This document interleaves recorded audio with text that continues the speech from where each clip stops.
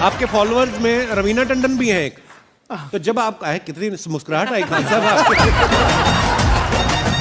आप पटना से हैं ना? हाँ। हमें भी पटना पसंद है। बताइए आपके पीछे पड़ा कोई क्रेजी फैन ऐसा? आजकल के हिंदुस्तान में जो बनेगी आलिया उसी को मिलेगा कालिया। हम सफेद कुर्ता पहन लेते हैं ना तो लगता है जैसे बतासा में चिमटा घुसा हुआ है। अरे यूपीएससी ना खखोर के पूछता है कुछ हो। अब जैसे किसी को कह देंगे मामा जी तो आराम से समझ में आ जाएगा। कहेंगे हमारे बाप के सार तो कहेंगे कौन सी बोल रहा है बाप के सार। अरे मामा जी को ही बोला जाता है बाप के सार।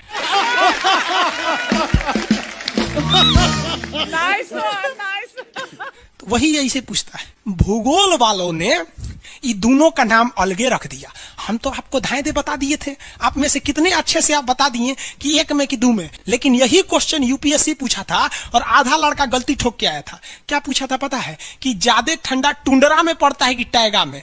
अब लड़का पगला गया है। टुंडरा टैगा कौन सी होलो रे भाई? टुंडरा टैगा लो, टुंडरा टैगा यहाँ पर। Very good. अरे इसमें इमोजी कौन लिख के भेज रहा है? ये सबको हमने बतियाने का आदत लगा है। इमोजी लिख के भेज देता कहीं आगे लोग कहेंगे इमोजी कौन सी पढ़ेंगे हम? इमोजी लड़कियां बना बना भेज रही है सब। टुंडरा बोल रहे हैं तो अपन फोटो भेज रही है सब। और दिखाइए। ये इमोजी लिख के मत भेजिए आप लोग। अरे जो लिखना है लिखिए ना, इमोजी भेजता है सब। हिंदी मीडियम वाला तो कई को पता नहीं इमोजी मतलब कौन सी वाला। और जन सियार ऐसा पीला पीला मुखटवा बना रहा तो इमोजी बोला जाता है। ये रेखा बोलिए फटाफट, कौन सी रेखा है बीचों बीच से जा रही है? ये रेखा है विषुवत रेखा। कौन सी रेखा? विषुवत रेखा। हमारा प्यारा भारत ये रहा हमारा सारे जहां से अच्छा। ये हमारा हिंदुस्तान उत्तरी गोलार्ध में है, northern hemisphere of the earth. ये हमारा कौन सी रेखा? विषुवत रेखा। अरे ये क्या हो गया यार? टेक्निकल आदमी नहीं है हम, या नौटंकी कर रहे हैं। रेखा पे जितने देश है ना वहां के लोग एकदम मंगरैला की तरह काला होते हैं सब। आगे इतना भयानक काला होता है सब कि उनको देखकर हिंदुस्तान का अगुआ भाग जाएगा। दुल्हन की तो बातें छोड़िए, लेकिन जितना सुंदर लड़की होती है सब ना, बहुत सुंदर लड़की, वो देखिएगा जब टेढ़ा लड़का पसंद करती है सब। सुंदर लड़की को बुद्धि पता नहीं कहाँ होता है। एक्चुअली भगवान जो है ना सुंदरता बनाए। देखिए अगर किसी चीज में समय देंगे तो दूसरे चीज से समय काटना पड़ेगा। तो भगवान जिसको सुंदर बनाया ना, खूब सुंदर, तो उसको कुछ ना कुछ कहीं ना कहीं से समय काट लिया। तो जो बुद्धि बना रहा था तो बुद्धि काट लिया। तो जितना देखिए जितना सुंदर लड़की की रहेंगी सर, अजबे सबसे फसल रहती है सर, एकदम खौराइल रहेगा। खूब सुंदर लड़की लेके घूमेगा। आप देखिए ना, एक देख लीजिए ऐश्वर्या राय को, कोना से बिया की हूँ, अभिषेक बच्चन। बताइए हम लोग उस टाइम खा लिए थे लोग। और दिखाइए। हाँ ये अजब हाल है भाई। तो वही हो गया। तो यहाँ पे जितना मिलेगा सब ना, सब का सब मिलेगा सब काला काला। और हिंदुस्तान में जो बनेगी आलिया उसी को मिलेगा कालिया। यहाँ कश्मीर में खूब ठंडा, कश्मीर की कली, वाह वाह, समझ गया। वहां कोई फेयर एंड लवली की जरूरत नहीं है। कश्मीर के लड़का लड़की सब गोरे होते हैं लोग। और नीचे दक्षिण भारत में देखेंगे तो सब झौंसल मिलता है सब। कुछ कुछ हीरोइन गोरी हो जाती हैं सब। अब बाल्टी में सोचो फेयर एंड लवली घोर के उसमें नहा लेगी तो गोर ना हो जाएगी सब। सब भूगोल का नियम काम नहीं करता है यहाँ पर। समझ में आ रहा है कि नहीं आ रहा? तो साउथ के लोग काले क्यों होते हैं? अब भैया साउथ वाले लोग बुरा नहीं मानिएगा, और काला होना बुरा क्या? हम खुद काला है, हम क्या दूसरे को बोलेंगे? हम सफेद कुर्ता पहन लेते हैं ना तो लगता है जैसे बतासा में चिमटा घुसा हुआ है। आपको फिर बताए ना जितना काला रहता है उसको कैसा मिलती है सब। हाँ चलो ध्यान से देखो इधर। यहाँ समझिए, आप समझ में आया? कश्मीर के लोग गोरे काय होते? अच्छा, कश्मीर से तो ज्यादा गोर चाइना वाला होगा सर, उससे गोर तो रूस वाला होगा सर। ऐसे रूस वाला को देखेंगे ना, व्लादिमीर पुतिन को देखिएगा तो लगेगा जैसे छीलल मुर्गी है। अंग्रेज सबको ऐसे कर देता है सो तो खून दिखने लगता है यहाँ पे लाल लाल। समझा कि नहीं? क्या भूगोल कितना इजी है ना? इजी नहीं है, बकलोल कहेंगे इजी नहीं लग रहा है इसको। सुतल है।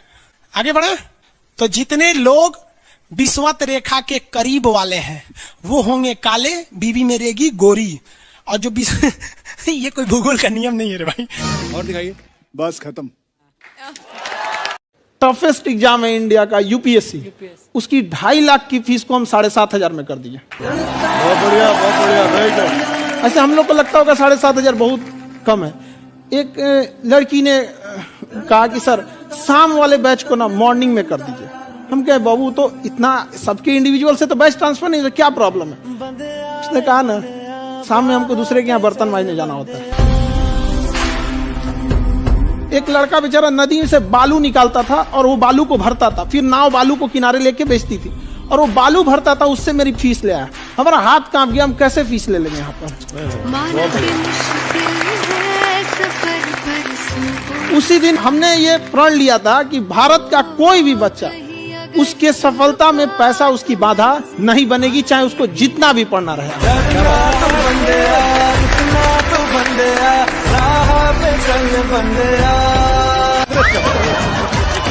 आपके फॉलोअर्स में रवीना टंडन भी हैं एक, तो जब आप आए कितनी मुस्कुराहट आई खान साहब आपके। आप पटना से हैं ना? हाँ। हमें भी पटना पसंद है। बताइए आपके पीछे पड़ा कोई क्रेजी फैन ऐसा? आजकल के फैंस ये खान सर।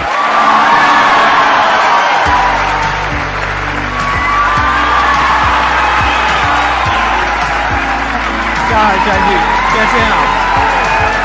सीरियल तो और ससुरा चौपट रहता है।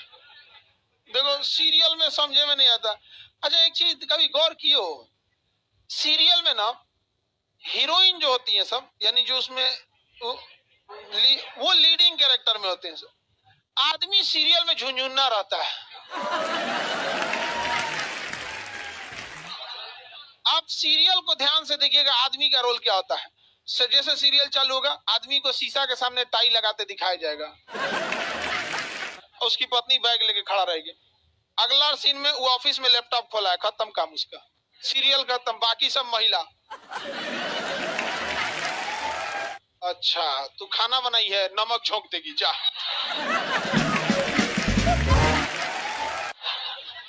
आदमी का काम खत्म, बस लैपटॉप खोलो, टाई लगाओ, खत्म कहानी। बाद में आएगा घरे तो देखेगा मम्मी अलगे मुंह फुलाई है, पत्नी अलगे रो रही है, परेशान रहता है। तो सीरियल में तुम तो मेल का कैरेक्टर देखना, बेचारा इसको लिया क्या है,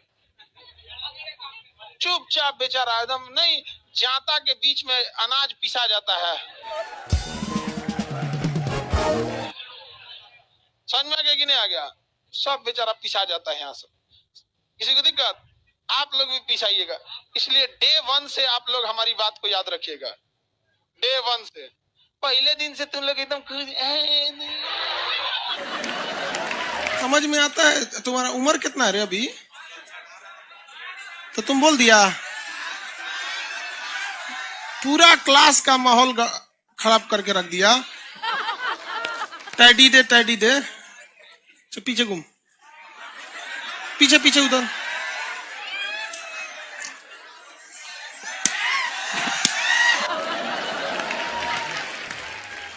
पढ़ने का उम्र है, पढ़ाई कर ले। प्यार मोहब्बत के लिए सलमान खान का उम्र भी बहुत है। और जिसको तुम दिन रात पीछे पड़ता है ना, सलमान खान बुढ़ौती में उसको 2 मिनट में फंसा लेगा।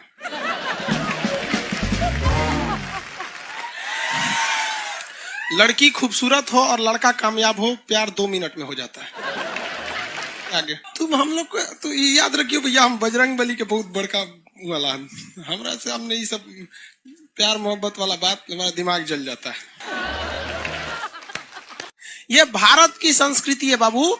ये अंग्रेजों के यहाँ वैलेंटाइन डे होता है, जहां हर साल उनके प्यार मोहब्बत बदल जाया करते हैं, अगले साल दूसरे को वो लोग करते हैं। भारत की संस्कृति है, यहाँ एक बार जिनसे प्यार होता है 7 जन्मों का रिश्ता निभाने के लिए 7 फेरे लेते हैं वो लोग। हम अंग्रेजों के लिए नहीं है किसी ओके वहां फादर डे मनाओ कि ओकरा याद ना आता है हमारा फादर कौन है। तुम मम्मी से पूछो, मम्मी 2013 में तुम किसके साथ शादी की थी? ओहो, जॉन डिसूजा, उसके बाद विक्टर। हम बोले ना लड़का के लिए क्या होना जरूरी है, क्या मैं लड़की के लिए चल लोग बोलते हैं ना प्यार मोहब्बत दिल से होता है, घंटा दिल से होता है।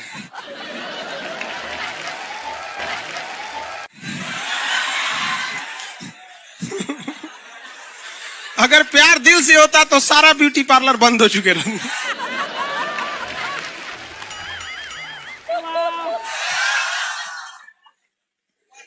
यार यार शादीशुदा लड़की नैहर से ससुराल जाती है तो मेकअप करके जाती है, उसको ही पता है वैल्यू। आगे और चारों ओर घूमने की स्वतंत्रता है, तो इसका मतलब थोड़ी ना कि हर जगह चल जाएंगे क्योंकि बेडरूम में घुस जाइए। कहा रे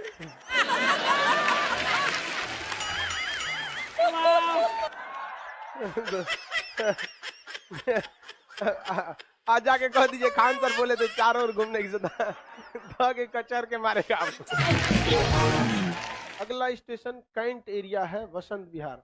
जिनके पास इस स्टेशन पर उतरने का कार्ड ना हो न उतरे, और आपके पास कार्ड नहीं है उतर गए, चल ना घूम के आते हैं दूसरे का मेट्रो से, तो वहाँ बैठल रहेगा आर्मी वाला धो देगा। अगले मेट्रो में आप जाएंगे नहीं, पहुंचाए जाएंगे। घर में भी देखिएगा ना, महिला हड़ताल करेगी तो बोलबे नहीं करेगी दीदी।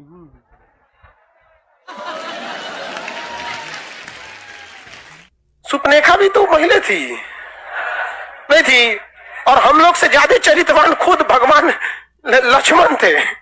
उनको नहीं पता था कि डिसिप्लिन क्या होता है, नकिया काट दिए थे। सुपनेखा का नहीं पता है। देखो लड़कियों की मेमोरी को लोग मजाक उड़ाते हैं, लड़कियों को आज भी वो बात याद है कि सुपनेखा जो प्रपोज की थी तो नाक काट लिया गया।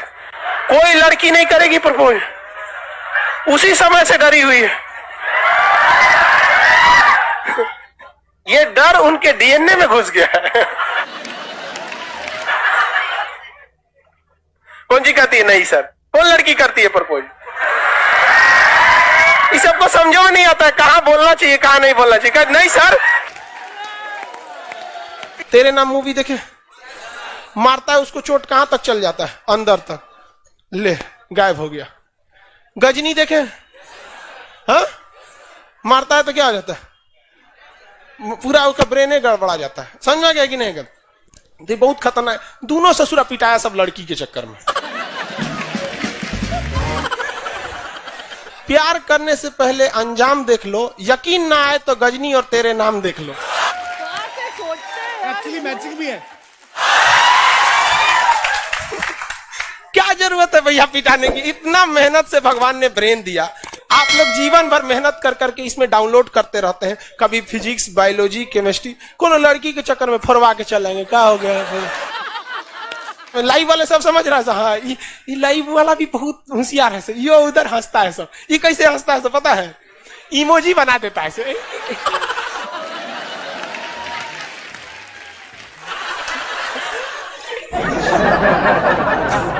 डिजिटल इंडिया में भी हंसी नहीं बर्दाश्त होती, घुसियाएगा तो लाल रंग का भौकाल बना दी गई।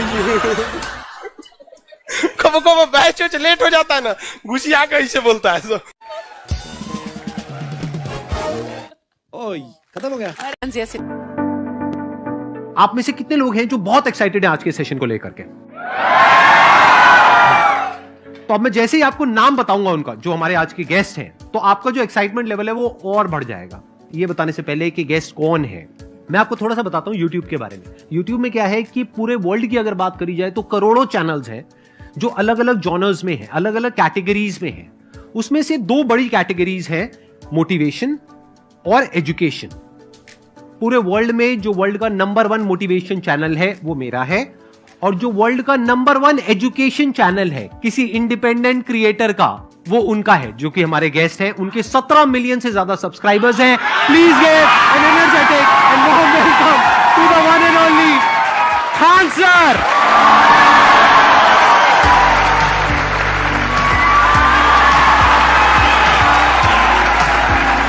क्या हाल चाल जी, कैसे हैं आप?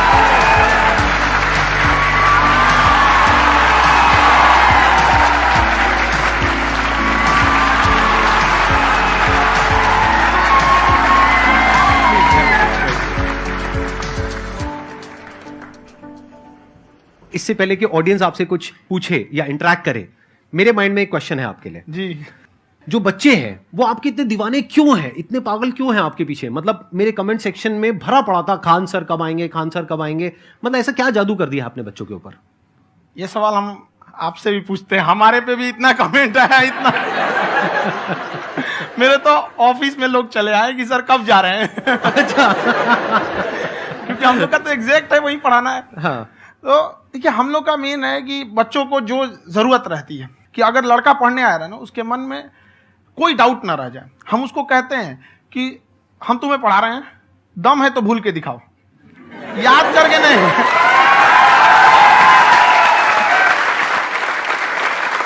प्लस आप जिस प्राइस पॉइंट पे पढ़ा रहे हैं, आई थिंक वो सबसे कम है, वो बहुत ही कम है। सर ये जो फीस का कल्चर है, ये हमारा इंडियन कल्चर नहीं है। हमारा इंडियन कल्चर गुरु दक्षिणा है, उस हिसाब से वो सही है। ऑक्सीजन जैसे जिंदगी के लिए जरूरी है, वैसे एजुकेशन जरूरी है। वो ये नहीं कह सकता है कि पैसे की वजह से वो खान सर के यहां से लौट गया।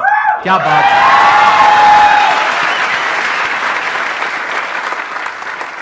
मैंने देखा कि आपका ये जो चैनल है कि ये पिछले 3 साल के अंदर अंदर ही ग्रो किया है। हमको जब चैनल शुरू हुआ तो एक दिन में हम 4-5 वीडियो बनाए। एक हमको कुछ आता, आज भी नहीं आता इतना, तो हम देख के कैमरा उमरा तो हम कंफ्यूज हो गए, बाप रे। तो हम एक ही दिन में वीडियो शूट किया, पढ़ाने वाला टॉपिक था हमको। उसके बाद कभी वीडियो नहीं, 6-7 वीडियो एक ही बार शूट कर लिए। और एक जो थे जिनका कैमरा वगैरह था, मेरे पास कैमरे भी नहीं थे उस टाइम, और कैमरा 35,000 का था। तो 6 महीना इसी में लग गया, जो 35,000 इसी में फंस जाएगा। तो उनके कैमरे से शूट किए, उन्होंने कोई चार्ज लिया, उसके बाद हम छोड़ ही दिए। लॉकडाउन लगा, तब हम कहें आप कैसे पढ़ाएंगे। वो तो 1 दिन 2 दिन करते करते अचानक लंबा हो गया। तब हमको याद आया कि ओहो मेरा एक चैनल भी है वहाँ पे। तो उस समय उस पर लगभग 30,000 सब्सक्राइबर हो चुके थे। तो जैसे लॉकडाउन लगा तो उस पर पढ़ाना चालू किया, और पता नहीं क्या लोगों को पढ़ाई में इतना इंटरेस्ट आ गया कि आपका स्टाइल ऐसा है थोड़ा सा। आप आई थिंक पढ़ाई के साथ साथ में जो बीच बीच में आप थोड़ा बहुत छोड़ते रहते हैं ना, मतलब जो एंटरटेनमेंट चलता रहता है। ये बात हम देखिए, जब हम गुलाम थे ना, तो अंग्रेजों ने एक चाल चला था कि भारत को हम फिजिकली गुलाम रखेंगे 100-200 साल, मेंटली 1000 साल कर देंगे। उन्होंने पढ़ाई का मॉडल चेंज कर दिया। उन्होंने ऐसा डिजाइन किया कि ये टीचर की रिस्पॉन्सिबिलिटी है, वो पढ़ा के चला जाए। टीचर की रिस्पॉन्सिबिलिटी यहां खत्म नहीं हो जाती है। पढ़ाना तो कोई भी पढ़ा सकता है, टीचर की इससे बड़ी रिस्पॉन्सिबिलिटी होती है उसे समझाना। वो समझा कि नहीं समझा। अगर लड़का आपके समझाने के बाद डाउट रह गया तो ये आपकी गलती है। लड़का हमसे पूछता है सर इतनी भीड़ है आपके पास, तो कहे सर डाउट कैसे पूछेंगे। हम कह रहे यार तुम्हारा डाउट बचेगा तब ना पूछेगा तुम डाउट यहाँ पे।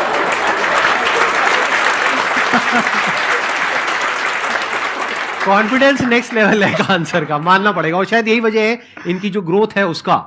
किसी ने शायद सपने में भी नहीं सोचा होगा कि पिछले 2 साल के अंदर अंदर जो आपके चैनल की ग्रोथ हुई है, जैसे आप खुद ही बता रहे हैं कि लॉकडाउन के टाइम पे आपके 30,000 के करीब सब्सक्राइबर्स थे, आज की डेट में 17 मिलियन है। और मेरा एक क्वेश्चन और है, इससे पहले कि ऑडियंस में से आपसे कोई क्वेश्चन पूछे, कि कई बार आप ऐसे भी टॉपिक्स टच करते हैं जो थोड़े से कंट्रोवर्शियल हैं या थोड़े से सेंसिटिव हैं, जिसके ऊपर बात करने की हिम्मत आई थिंक बहुत ही कम लोगों में है।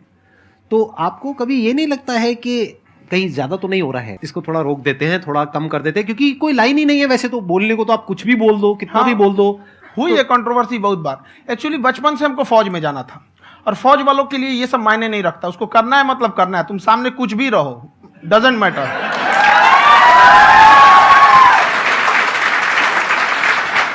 और मैंने YouTube पे देखा कुछ वीडियोस में कि आपका जो इंस्टीट्यूट है वहां पर आज से कुछ साल पहले कुछ बम गिरे थे। हाँ, कुछ गिरे थे, कुछ तो बहुत सॉलिड जगह गिरा था, फटा नहीं वो।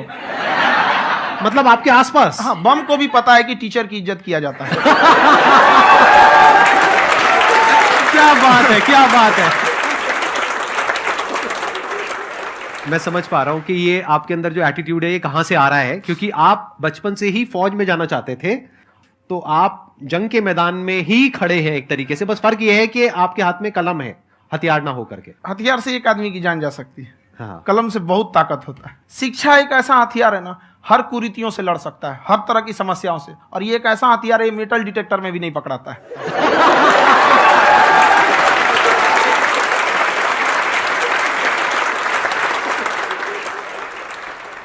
मेरा क्वेश्चन ये है कि अभी प्राइवेट ऑर्गेनाइजेशंस में पीटने का, पनिशमेंट का ये सिस्टम जो है खत्म हो गया है। हम आपके वीडियो में देखे हैं सर कि आप एक बड़ा सा रोल रखे रहते हैं, पुलिस वाला लाठी है वो, पुलिस वाला लाठी है, और स्टेज पे बुला के बच्चों को उसी से धुनाई शुरू कर देते हैं मस्त एकदम से, है ना। तो सर मतलब कि बच्चे मतलब कि डरते नहीं है आपसे, और इस तरीके से कैसे कनेक्टेड हैं आपसे, है ना। और एक और क्वेश्चन सर, यूपीएससी का जो आप अपना बैच स्टार्ट करने वाले हैं, ठीक है, उसके बारे में बताइए सर, क्योंकि मुझे मतलब कुछ इशू करना है सर, ठीक है। और संदीप सर को देख लिए, मेरा तो वैसे ही हो जाना है।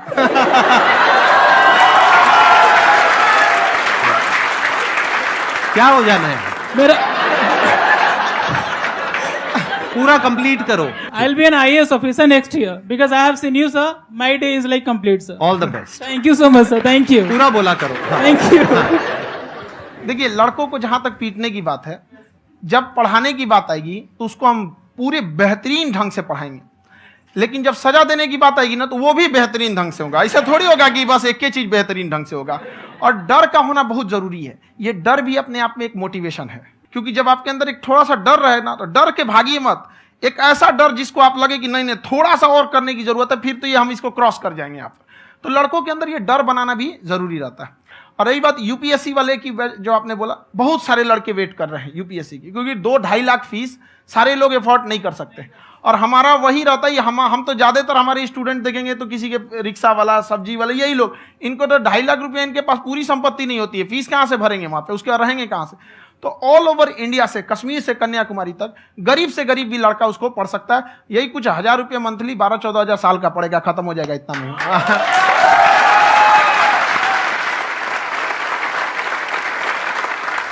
ये जो डंडे वाली बात इन्होंने कही, ये सच है? मतलब आप सच में एक डंडा रखते हो? पुलिस का ही है वो। और मारते हो? हाँ। कि मतलब अगर कोई लड़की छेड़ता है या ऐसा कोई भी उल्टा पुल्टा काम पढ़ाई करता लिखाई है, कुछ भी गलती करेंगे तो पिटाएंगे वो यहाँ पे, कैमरे पे, ऑन कैमरा, जैसा भी रहे, कुछ भी पिटाना तो उनको फिक्स है। एक तो कोई मतलब विधायक जी थे, उनके लड़का को पीट दिए, तो चला दल बल लेके अपना वहां पे। उसने घर पे नहीं बताया था कि सर ने पीटा है, बस बोल दिया कोचिंग में पीटा है। बाद में पता चला हम पीटे हैं, तो उसके पिताजी मेरे सामने और पीटे।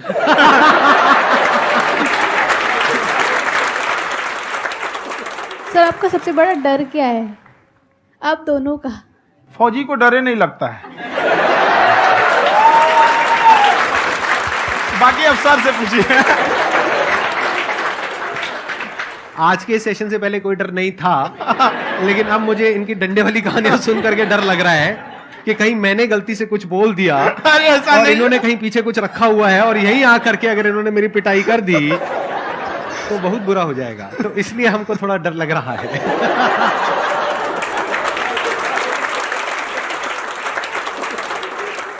आपकी डेली कितने घंटे क्लासेस होती हैं? 6-7 घंटे। अभी भी खुद ही करते हो आप? हाँ, हमारे स्टाफ परेशान रहते हैं। हम 1:30-2 बजे सोते हैं, सुबह 6 बजे उठ जाते हैं, परेशान रहते हैं। यार इतना क्यों करते हो, है ना? कभी तो उनको भी साथ साथ लगना पड़ता है ना? उनको साथ लगना पड़ता है। हम जग गए तो कोई सोया थोड़ी रहेगा, परेशान रहता, दिन में सोते ही नहीं है बेचारा, कहीं कहीं जाके सोते रहता है। तो हम सीट बांध दिए कि भाई तुम इस समय सो जाना, तुम इधर सो जाना। आपकी शादी हो गई है? नहीं हुई अभी? मेरी खुशहाली देख के आप आइडिया लगा सकते हैं।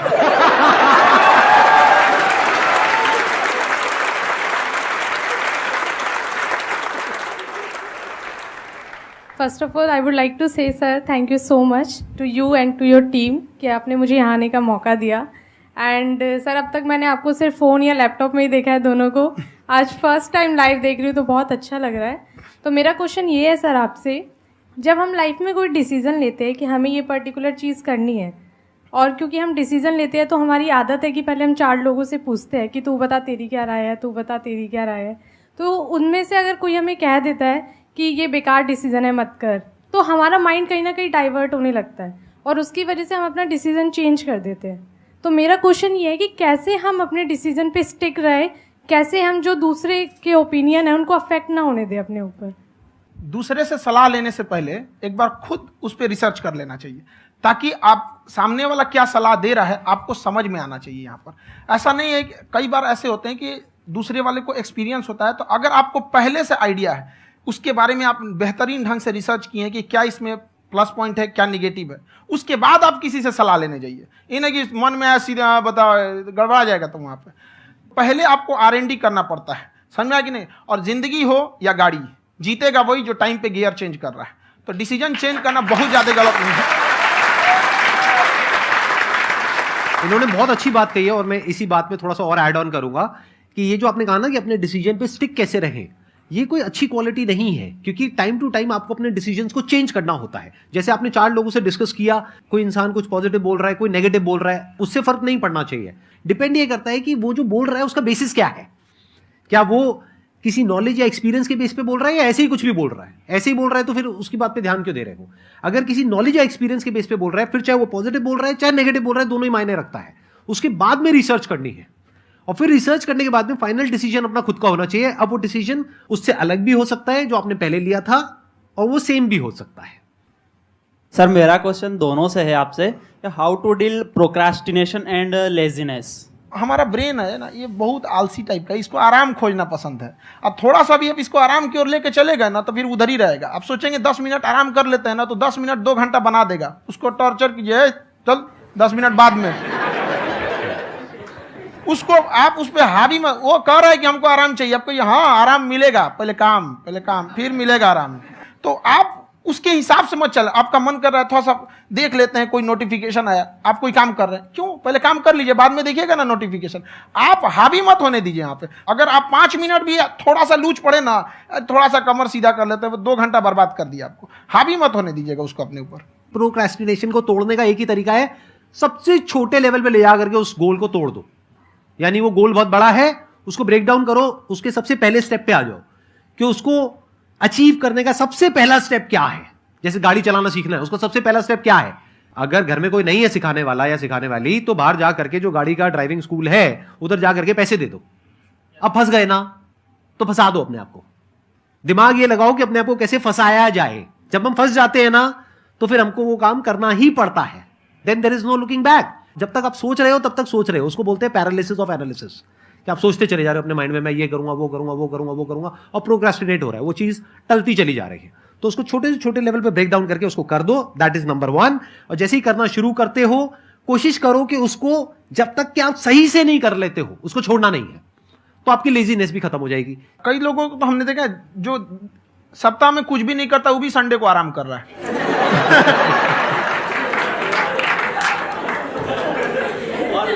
वैसे कहा भी जाता है कि अगर कोई काम आपको करवाना है ना, तो ऐसे किसी इंसान को दो जो बिजी है। हाँ। ऐसे आदमी को मत दो जो खाली है। ये परफेक्ट एग्जाम।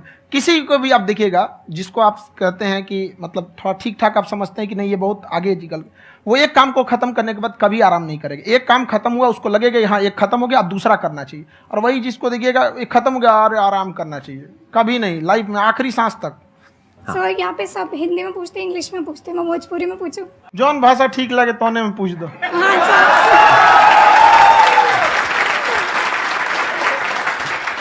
सर ये पूछे के चाहते नहीं कि जैसे हमने के पढ़ाई करे निशान, तो कभी कभी डेली टारगेट्स जो होला वो कंप्लीट ना होला। अगर टारगेट्स कंप्लीट भी होला तो फिर ऐसा इरिटेशन या फिर वो एंजाइटी या फिर कि और करना है या फिर अभी नहीं हुआ, वो चीज हमेशा रहेला। तो वो कम कैसे करल जाए? देखिए टारगेट्स को ना हम लोग को एक अपने हिसाब से पहले फिट करना चाहिए। ऐसा नहीं कि दूसरे किसी इंसान को देख के हम टारगेट फिट कर ले। कोई लड़का 8 घंटा पढ़ रहा है, कोई पहली बार अभी पढ़ना ही चालू किया, उसको देख के 8 घंटा पढ़ेगा तो पढ़ाई छोड़ देगा। तो आप अपनी क्षमता के हिसाब से देखिए कि आप कितना पढ़ सकते हैं। अगर आपने एक घंटे को बना लिया कि हम 1 घंटा पढ़ सकते हैं, अगले 1 हफ्ते तक उसको सस्टेन रखिए। जिम में कैसे करते हैं लोग, पहले दिन उठा लीजिएगा 1 क्विंटल तो हार्ट अटैक हो जाएगा। तो वो धीरे धीरे टारगेट सेट कीजिए और अपनी क्षमता को भी देखिए। हर इंसान की क्षमता अलग है। कंगारू को देख के हाथी छलांग मारेगा, पैर तोड़ के बैठ जाएगा।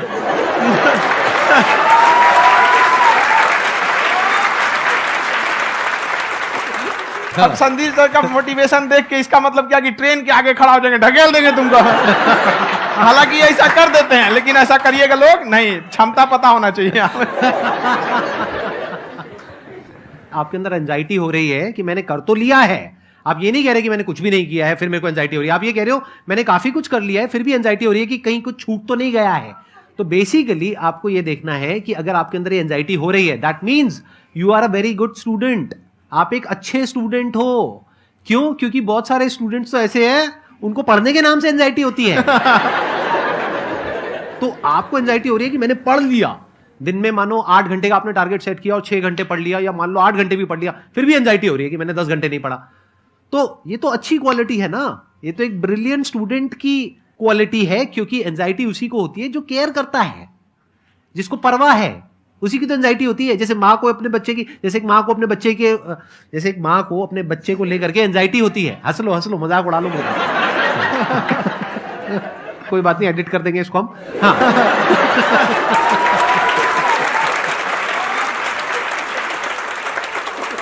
जैसे एक माँ है, उसको अपने बच्चे को लेकर के एंजाइटी होती है, थोड़ी सी भी तबीयत खराब हो जाए उसको एंजाइटी होती है, चाहे बच्चा ठीक भी है, डॉक्टर को नहीं होती है।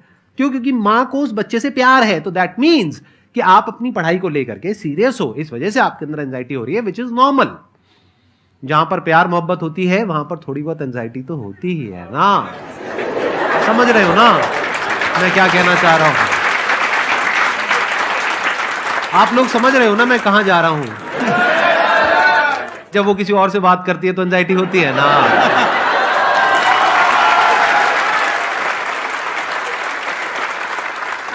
सर आपकी स्टोरी हमने सुनी थी, तो एक टाइम आया था जब आप गंगा किनारे जाके बैठ गए थे, उस समय आपको कुछ समझ नहीं आ रहा था। तो उस समय मतलब आपने ये डिसीजन कैसे लिया कि अब आगे नहीं, यहाँ से वापस जाना है? रास्ता ही नहीं था। घर जाने के लिए एटलीस्ट 90 रुपए चाहिए थे, जेब में 40 रुपए थे, कैसे घर जाते हैं?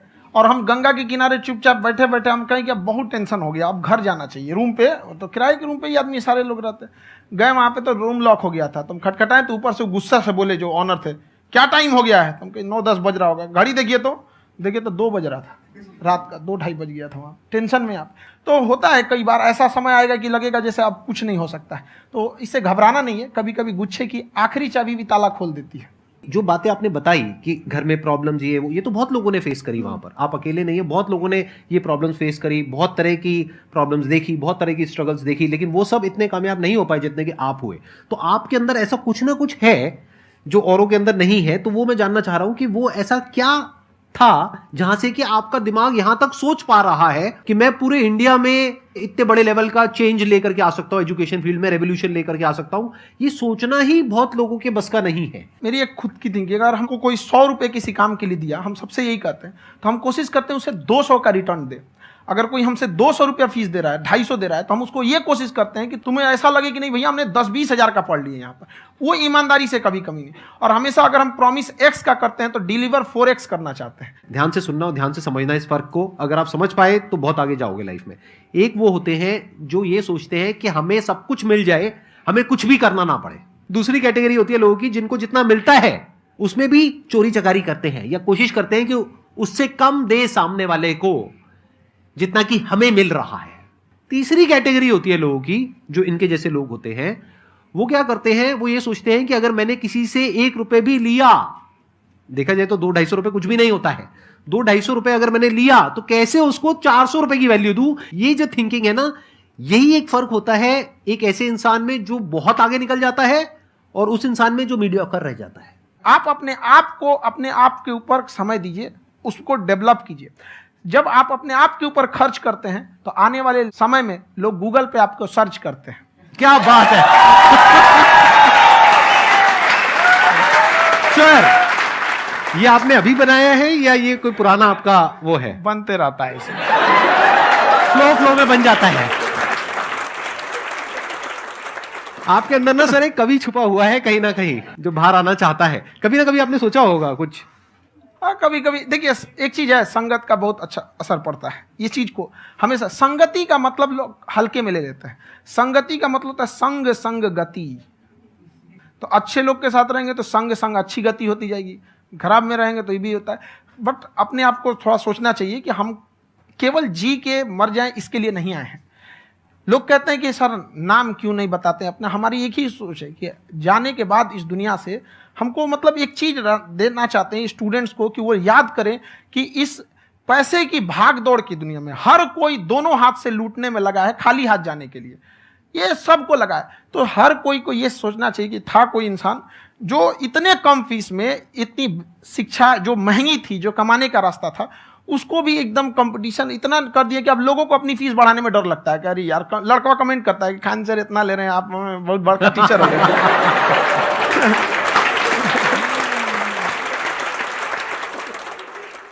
खान सर की एक क्लिप है, ये समय और समझदारी में बहुत फर्क होता है। अगर समय रहते समझदारी आ गई तो इंसान कामयाब हो गया, लेकिन अगर समय चला गया फिर समझदारी आई फिर तो बेकार है। तो सर मतलब कुछ आपको ऐसी चीज़ लाना चाहिए जो मतलब बच्चों जो तैयार हो रहे हैं उनको ये चीज़ें मतलब एंड टाइम पे दिखे। समझ रहे आप मेरी बात? नहीं समझ?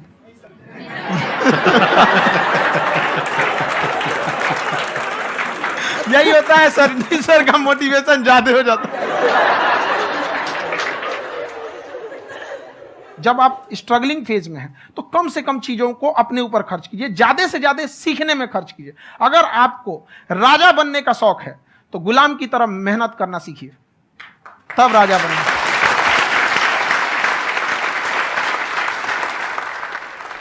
ये दुख, ये दर्द, ये सब तेरे अंदर है। तू अपने बनाए इस पिंजड़े से बाहर निकल के देख, तू अपने आप में एक सिकंदर है।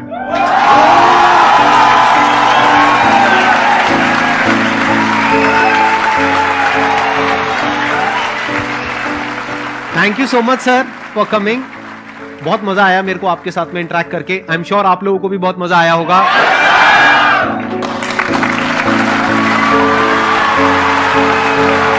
Thank you so much ji.